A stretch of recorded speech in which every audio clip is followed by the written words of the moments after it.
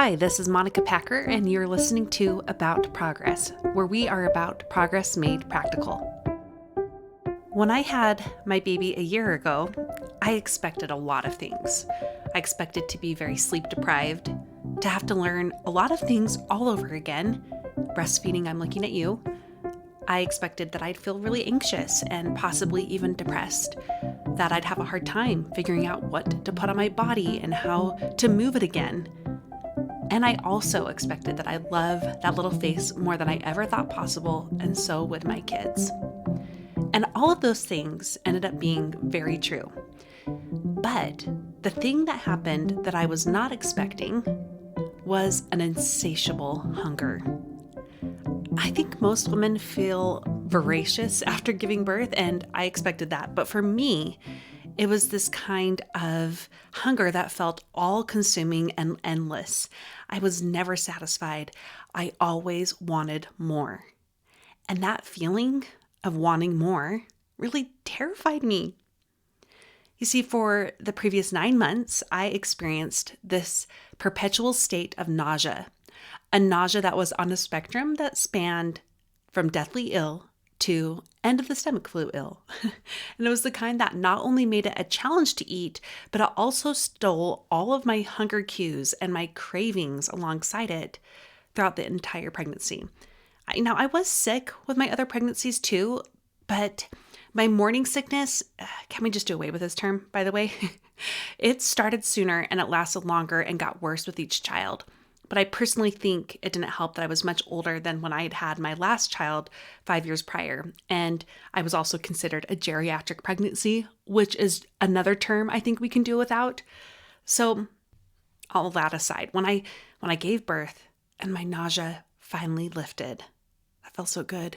But I was flooded with things I didn't realize I was missing until it all returned in a flood that consumed me. A flood of hunger, appetite, cravings, and this endless, terrifying pull to more. This episode is actually not about food, pregnancy, or the terrible ways we name things that women go through. It's about our fear of wanting more. It's about how we tap down on our desires to do more and to be more. It's about how we are taught that good, in quotes, women accept the status quo, to not rock the boat. It's about how we are molded to become people pleasers, and how that often leads to us tapping down on our own desires, our goals, our ambitions, until we're afraid of even knowing them, let alone speaking them and pursuing them. It's about how many women I know, including myself, spend years, if not decades, living numb to their own wants. And it's about how that damages not just the women, but the entire world. Today, I'm going to talk to you about your own desire for more. We'll chat about what more looks like for you, how to let go of the fear you may have of it, to anchor in, and to reach for more. Not just for this year, but for all your years. Simply put, it's okay to want more. All that is coming up, but first, a quick break for our sponsors. What's a habit you want to work on this year? I already know mine is personal journaling. And if you've ever started your previous New Year's with the best of plans for habits you want to work on, but by February or March, they've already decidedly slipped into the good intentions territory, I want you to take me up on something that we are doing as a community in February, and it's called the Sticky Habit Intensive. In this intensive, you'll take one of the habits you want to work on and build it in a 3-week immersive experience alongside hundreds of women from the About Progress community. In those 3 weeks, each week you'll get one live lesson from me on habit formation outside of perfectionism and one live group coaching call with me. So you don't just learn, you have the support to actually change. Throughout the intensive, you'll also have exclusive access to a private online community for more accountability and motivation. As a bonus, after the intensive ends, you'll get permanent access to the Sticky Habit Method course, my habit formation course designed for real women leading real lives. If you have little time, low support, and limited energy, the Sticky Habit Intensive is designed for you so you can leave our 3 weeks together with not only a habit that sticks, but also with confidence to form a lifetime of supportive habits to follow.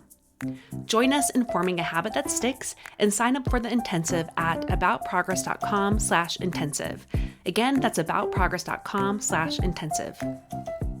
Psst, if you already purchased the Sticky Habit Method in the past, then I have good news for you. Past students will be able to participate in February's intensive for free for this time only.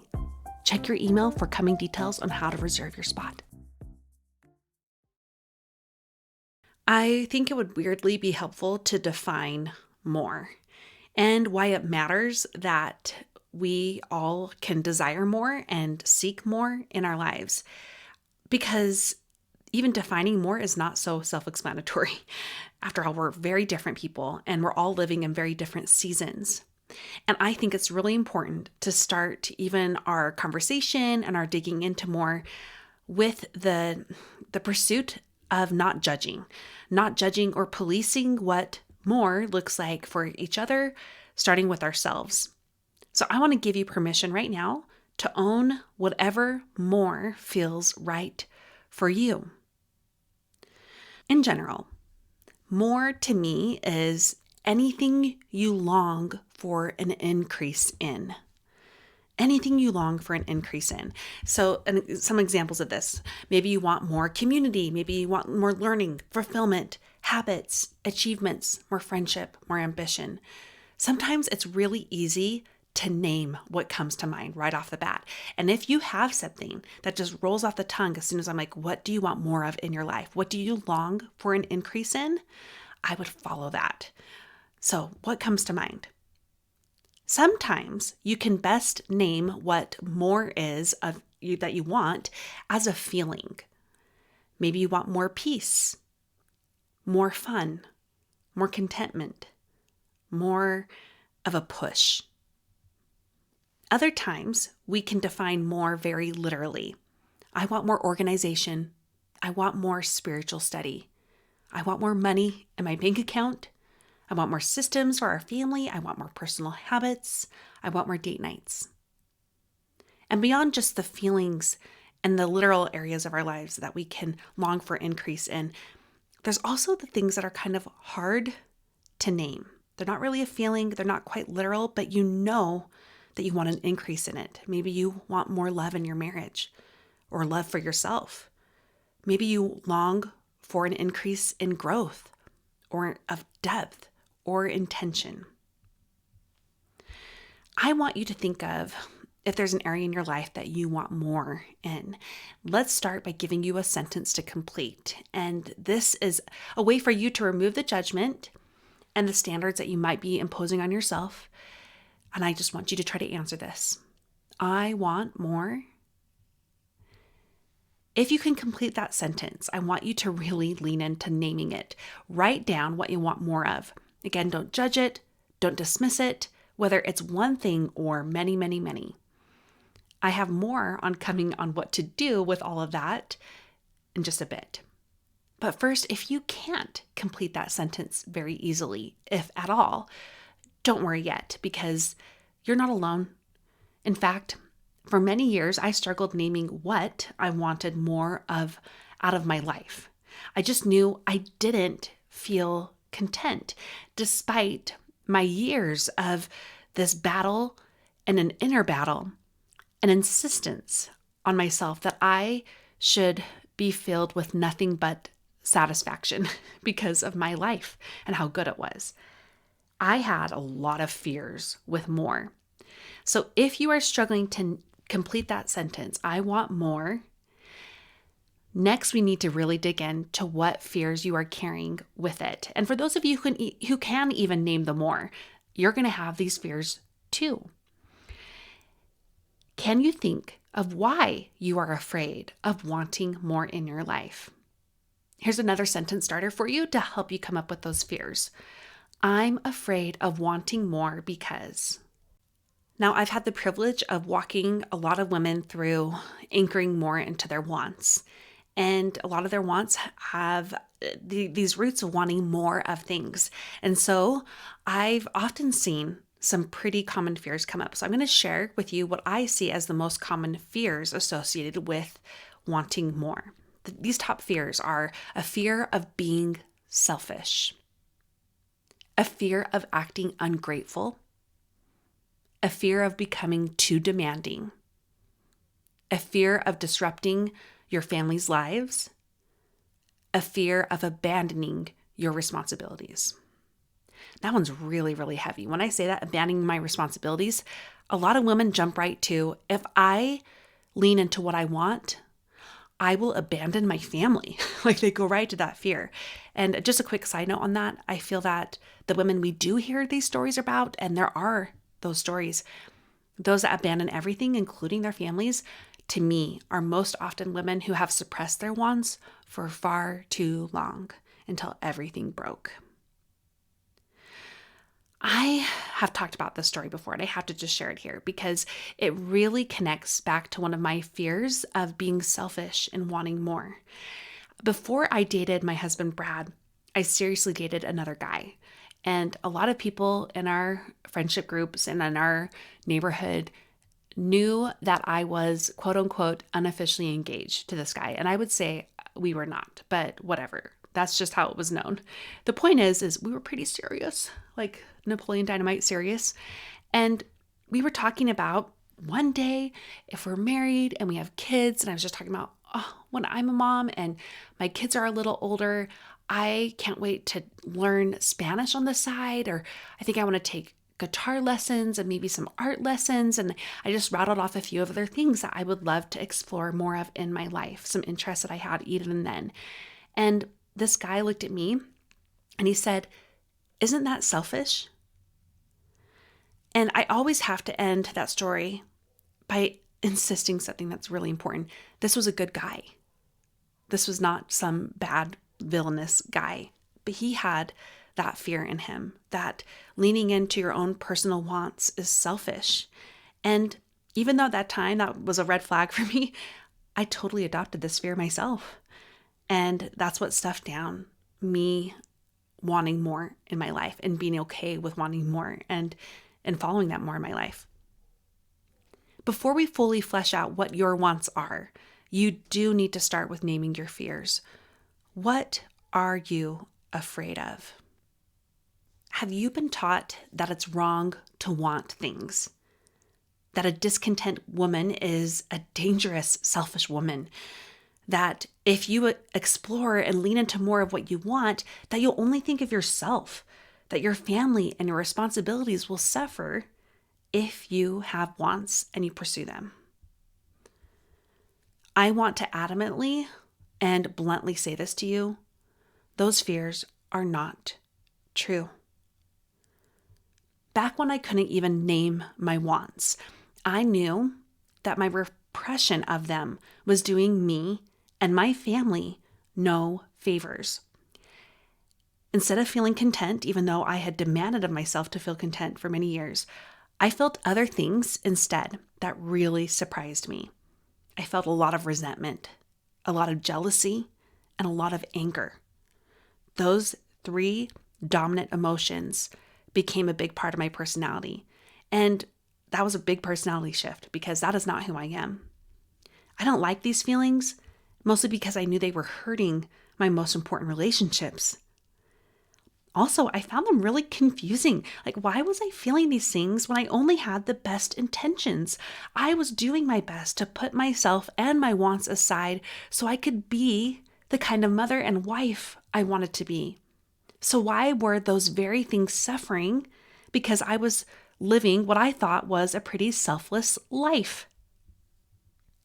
At this time, I was super lucky to attend a workshop by Dr. Jennifer Finlayson Fife. She's been on the show many times, and this workshop was called and still is called The Art of Desire.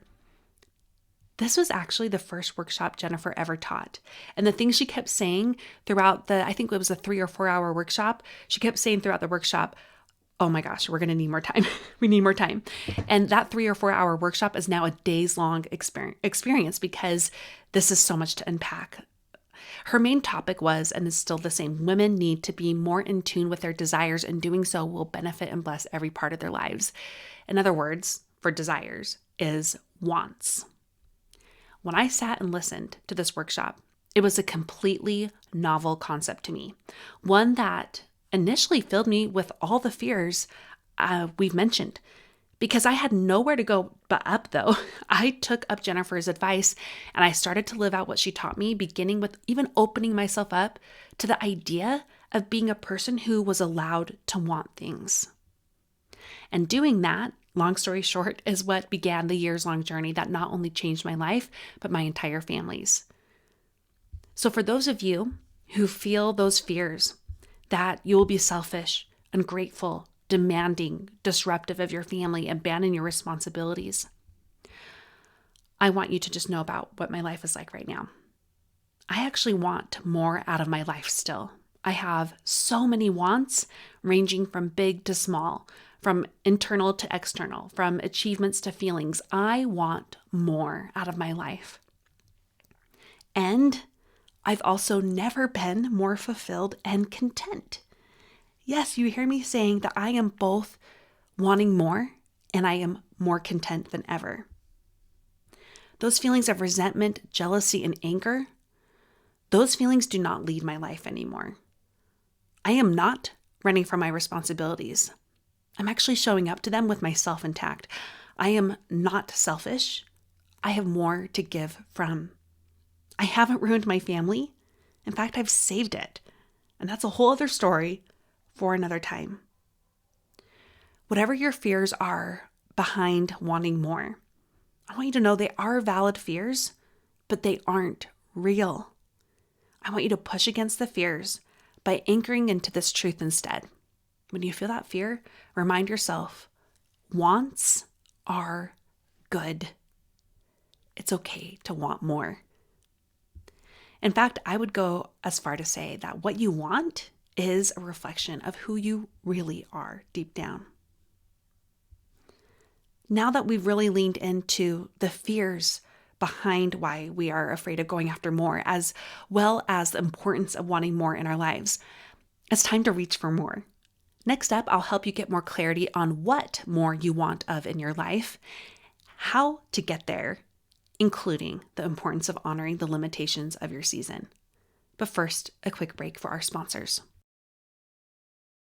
So the day this episode is airing is January 1st, and to me, that's one of the most exciting days of the year. And I know that people love to poke fun at how, excited people get to remake themselves starting today. But I find it a beautiful thing.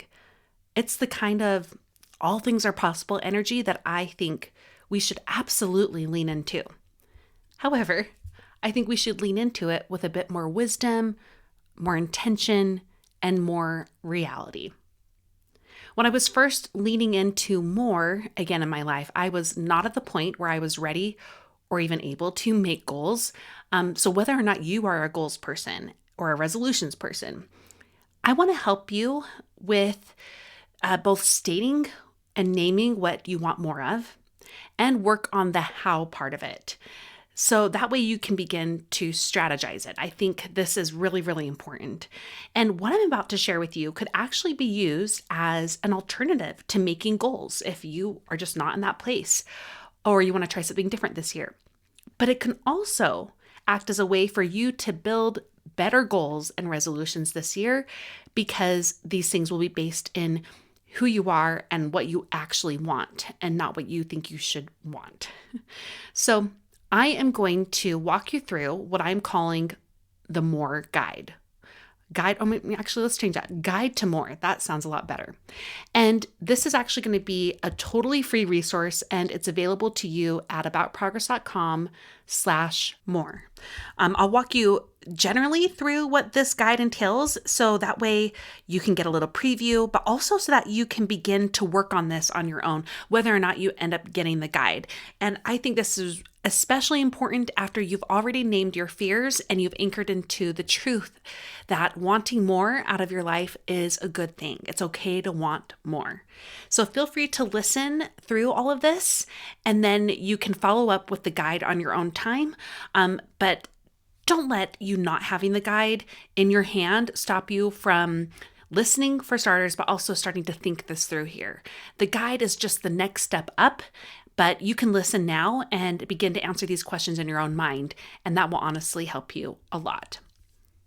So the way I see what we need to do next, after we have named our fears and we've anchored into the truth, we then need to name our wants and then strategize based on our season. So with this, let's talk about naming your wants. I have a couple ways to do this. First is actually starting with what you lack. This is especially good for those of you who struggle to just name your wants. If I point to you and say, what do you want? And you're like, I don't know. Okay, this is where you can actually start, is its opposite. What you feel you are lacking.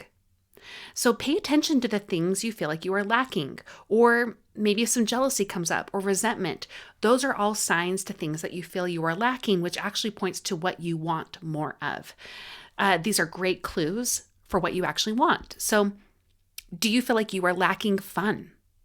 Maybe you need to have a fun hobby or to prioritize more fun as a family.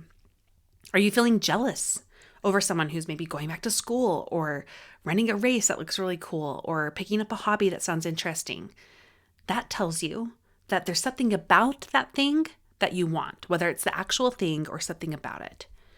Are you feeling resentment over something like how little time you are getting to yourself? Then that's what you want more of. You want more time to yourself. So starting with what you are feeling lack in is a great way to show you what you want more of. The next step to naming what you want more of is naming feelings. And I mentioned this early on, so I don't have to expound on this a lot, but essentially, what kind of feelings do you want more of in your life? I want more excitement. I want more peace. I want more steadiness. I want more joy. Kind of naming those feelings act as a great compass, I think, to the literal things that you want more of. And that's actually the next category. So the next category to naming what you want is the literal things you want. Now, I have broken this a lot more. I've broken this down a lot more in the guide, and I'm going to tell you what categories I put under literal. So the literal things you want more of include what habits and routines you want, what systems at home and or work that you want, what hobbies you want, what things underneath health you would like more of, spirituality, relationships, ambitions. So you kind of walk through those things. What's the habit that I really want in my life? What's a hobby I would love to lean more into? What's something I want in terms of my relationships? What do I want more of within my relationships? What do I want more of within my health? Using that lens of what do I want more of in these areas, I think are a great way for you to better name what you want and also somehow better weed through the shoulds. Because all those same categories have a lot of shoulds that we could easily list off. But if you're making the point being about what do I want more in this area, it will give you that clarity you need. And also going back to the feelings will also guide what you want literally too. If I want more joy and I'm looking at these categories, I think, well, a hobby that could add more joy would be this, or something I could do within my relationships would create more joy if I were to prioritize this. I think you're getting all of this, right? So we've named what we lack. We've named what we want more of feeling wise. We are labeling and naming what we want more literally. And then there's the fourth area here, which is the hard to name wants. And this is where it might not be a feeling, it may not be something that is quite literal in terms of like an achievable thing. Like I'll know I can reach this literal outcome when I have this hobby or when we go on more date nights for our relationships, things like that. But it's still something in your heart, it's calling to you. Like maybe I want more ambition. Maybe something that's hard for you to name is I just want to grow more, or I want to feel more like myself. The hard to name section is hard to name. So that part of the guide will just be a little bit more of a blank space for you to kind of do whatever comes to mind and let yourself almost freestyle at, just to not overthink it, to brainstorm in a way. What are some hard to name parts of your life that you want more of? After we have named our wants, then we move on to strategizing. And the strategizing is where we get clear on the how, but with a very important caveat that we do so with our season in mind. Too often, the problem that I see with goal making during this time of year is that we strategize without taking into account what our reality is like. What's your energy like right now? What are the circumstances in your work and family that might influence your time, your energy, your capacity? What else is going on financially or within your relationships or your health that are important to your season? That's where you actually need to take a little bit of time to level with yourself about where am I right now? What is my life like right now? And this is where many of us will feel a little bit of disparity between what we want and what our life literally is, or how what we want can compete with how much time, energy, or money that we have. And this is where I'm going to tell you, I'm not going to toxic positivity guilt shame you on this and just say, decide today's your day and do it now because you're the only one in charge of your life. While there is a big part of, inner motivation and having that strength of resolve and anchoring into your wants, while that all matters, we can't just hop over the fact that we have special needs kids, or that we're in a really hard season health-wise, or we are very financially strapped and we need a new job. So it's important for you to know those things, not so you limit what you want, but so that you can pursue what you want in ways that are actually realistic. So you just don't keep going down this cycle that you have these big things and you own them, but your life doesn't work with them. And so you keep just thinking nothing is possible.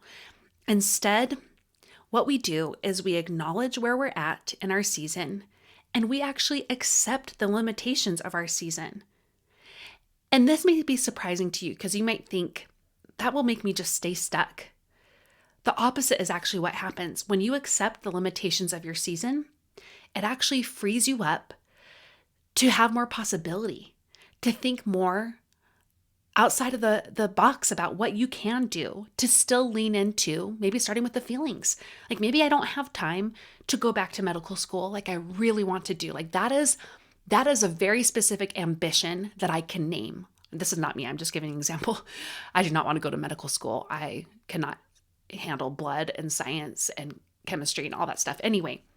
But let's say that is something for you. You can name, I have a clear want to go to medical school. And then when you think about your season right now, well, your season is that your spouse just lost their job. And that's what needs to happen right now is supporting them while they find their job or getting your job, okay? Getting a new job for you so that you can help support the family and work through this difficult period. So it's not the right time for you to be studying for the exams that lead to medical school. Or maybe you have a kid that needs you around a lot more than they did in the past, or maybe that they continue to need more of you. And that's just the season for now, for whatever needs they have. So you know that medical school is not in the future right now. Now, when you accept the limitations, like right now I can't go to medical school, even though that is the ambition I have, I can accept my limitations. Well, what about medical school appeals to me? Maybe it's the feelings of pushing myself. Maybe it's some of the literal stuff of being able to take more time for my own interests. And that would be something that would really help me feel like me more. Maybe it's feeling like we would need to have more systems in place at home to enable me to have those times so I can work on having systems to give myself more time to have my own interests. See how that can still give you some more sense of possibility to lean into your more still, but in a way that's realistic to your season. And if you're still struggling with this idea, I totally get it. It's a pretty big idea. I did a whole episode on this in 2022. Yes. And it's actually one of my favorite episodes. And I get a lot more personal about some special needs that we have in our family and how owning those special needs for me and the limitations they've brought to our family has actually freed me to step up to them better and in ways where I'm still honoring my own wants, but maybe in different ways than I would even want to. So I will link to that episode in the show notes for you. And again, I just want to level with you. It's okay that your season isn't matching exactly what you want. 2023 was that season for me. I had a lot of wants, both literally and feeling wise and even hard to name wise, that it just wasn't my season with adjusting to a fifth child and all that entailed and some other special needs that came apparent in our family. It wasn't the season, but I was still able to own that and lean into other things that still helped me feel like myself. And I'm guessing 2024 will have those curveballs thrown at all of us too. So accept and acknowledge the limitations of your season and still look back on your list of what you've already made, especially if you're following the guide, and reach for more in areas that you know can still happen, especially when you're giving yourself more of that idea of what is possible here. So after you have acknowledged and accepted the limitations of your season, you then do these next two big steps. First is, after you choose one of those things or a few of those things, and I would start small. Choose one of those things and sit in this place of casting a vision. Think about, where would I like to be with this thing by the end of 2024? What will it look like to have more in this area of my life? How will it feel? How will I know when I've reached that more I'm looking for? Cast a vision. Get really clear on what it will look like, feel like. And from there, then you plot your first steps. Notice that I did not say lay out all the steps, break them down, and then work backwards and lay them all out month by month until you know their exact plan. You could do that. But to me, I think it feels more doable, and I actually can get more in the momentum that I need to just focus on then what are my first steps. Because as I start to, sometimes for me, especially when I'm thinking about the big picture, I get really overwhelmed. And then even just the process of trying to lay out the whole big picture and all the steps prevents me from even starting anything because it takes so much energy to plot it all out. So instead, this is my little trick. I just think about what are my next first steps. And this is where you just ask yourself, what is the first step? And it's just a small, doable step. And you can do that by just brainstorming. What could the first steps be? Well, let's say that you want more fun. And that one is still something you feel like within your season and the limitations of your season, you can still honor. I want more fun in my life. You can brainstorm. Well, first you cast a vision. What would that look like? How would it feel? How would I know if I've gotten more fun in my family? And that will give you a lot of ideas on what different things you can do, whether it's having more adventures as a family or having family traditions or being able to have a fun hobby for yourself or taking more fun date nights or going out with friends more. You get more ideas. Then from there, you think, well, what are the first steps of any of those things I want? The first step would be maybe telling our friends, hey, this year, just texting our friend and saying, hey, this year, I want to go to dinner more with you. Are you game? Do you see how I didn't say, you're going to say to your friend, hi, I have a 12-month calendar spread, and the first Monday of each month, we are going to trade off who's planning a night together, and we got to invite the whole neighborhood. And actually, this is going to be a big event, so you just don't spiral there. Just think about what's the first step. I'm going to text a friend and see if they want to join me in having fun every now and then, going out together. Maybe another first step is I need to research where a local class is that I'm really interested in. Like, it would be really fun for me to do pottery. So the first step is Googling pottery studios. I'm sorry if I'm saying that completely wrong. Ceramic studios. Do you see how this is just more about brainstorming the first steps? So with this strategy, we talked about acknowledging and owning, accepting your limitations, casting a vision, plotting your first steps, if all of that feels really overwhelming for you, or if you're able to work through that, this is the final thing I want you to do. And it's the last step in the guide. It's a fill in the blank. And it looks like this. I want more fill in the blank in 2024. I'm getting there by fill in the blank. This helps you really center in what do you want more of in 2024 and what will you do to get there? And your answers may surprise you. Maybe you realize, I want more. Let's go back to that fun example. I want more fun in 2024. I'm getting there by, and maybe you first think like, I have to list all the different ways I'm actually going to do that. But instead you realize I'm getting there by making better trade-offs in my life and knowing that I can't do it all. Or I'm getting there by hiring a sitter more often. Or I'm getting there by making sure I'm prioritizing myself every single day. It might surprise you because it might be something you didn't even have on your list or your first steps or anything at all. So I want to end this episode with that prompt for you. What do you want more of in 2024? And how will you get there? I want to end with me. I want more fun, more adventure, more connection, more creativity. I want more movies, more sourdough, more date nights, more traditions as a family. I want more one-on-one dates with my kids. I want more listeners for the podcast. I want more sponsors, more money to take this show to the next level. I want more early bedtimes and early wake times. I want more journaling, art, galleries. I want more goal making and tracking. I want more me in 2024, especially after a year where I felt like I had to fight really, really hard to begin to feel like myself again. What do you want more of? And how can you start to get there? Before we go, if you're struggling with naming any of these things, if you're struggling to name your wants and it's still so far-fetched, even if you've done the guide or maybe you're still too intimidated by the guide, it's okay to put this whole thing aside. Instead, I'd actually start by making your own do something list. Sometimes, and this was most definitely true for me, our sense of self has been so repressed, so buried for so long, that what you actually need to do is start just by finding more of you.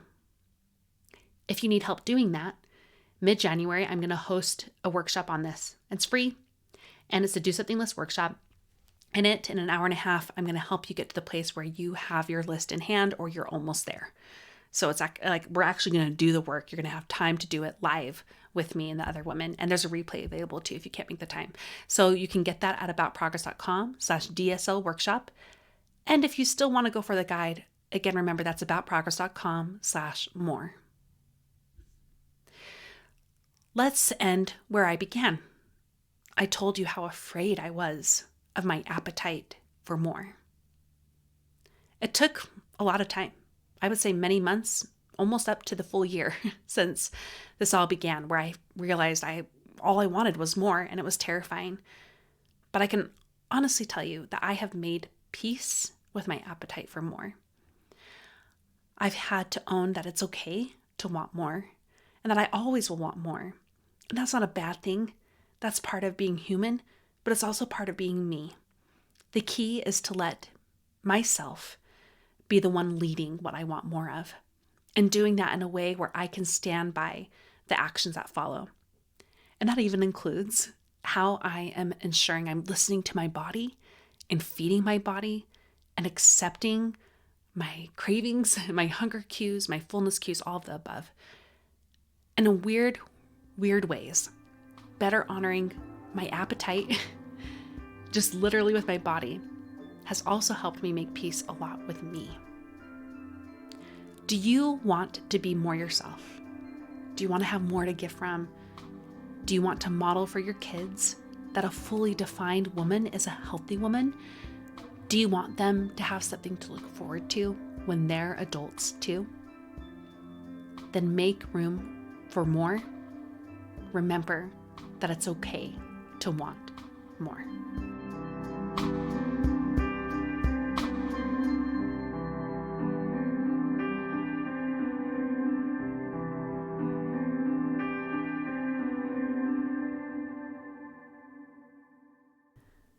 I hope this episode gave you the hug and kick in the pants you need to grow. I'm so glad you were here. 2024 has so much possibility, and I'm ready to lean into it, and I hope you are too. I do not have progress pointers from this episode. I do have the guide, though. The guide is where it's going to be all laid out for you. It includes the fears that you can name. It includes what to anchor into. It also includes how to name what you want more of and also how to strategize. And those are really what the progress pointers are. Like, this is how we make space for more. So you can get that at aboutprogress.com/more. And again, I would love to see you in the Do Something List workshop. You can sign up at aboutprogress.com/DSL workshop. Now, this has been a full episode about more, and I have more coming for you on Thursday. Instead of doing the messy middle episode, you just heard from me about my messy year review. And now it's so soon that I'm actually going to be doing a different episode. And I am going to announce something really exciting.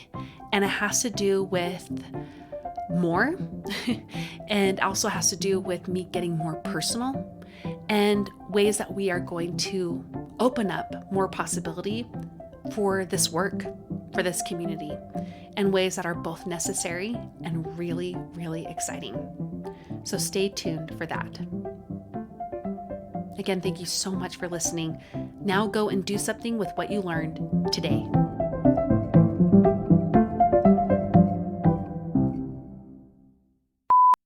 I think most women feel very voracious after